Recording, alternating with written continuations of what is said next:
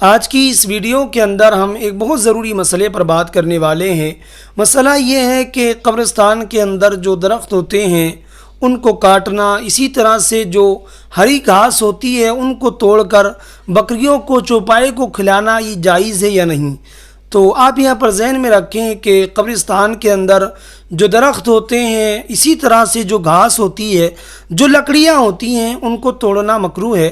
فتاوی عالمگیری کے اندر ایک عبارت مذکور ہے، فرماتے ہیں کہ جو قبرستان کے اندر لکڑیاں ہوتی ہیں، جو گھاس ہوتی ہے، ان کو کاٹنا مکروہ ہے۔ فرماتے ہیں کہ اگر وہ گھاس، وہ پیڑ، وہ ساری چیزیں اگر خشک ہیں، سوکھی ہوئی ہیں، تو ان کو کاٹنے میں کوئی حرج نہیں ہے۔ مزید فرماتے ہیں کہ اسی طرح سے فتاوی قاضی خان کے اندر موجود ہے۔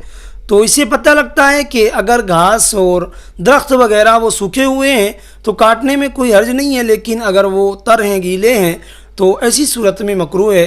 تو امید کرتا ہوں جو بھی میں نے بیان کیا وہ آپ پر واضح ہو گیا ہوگا۔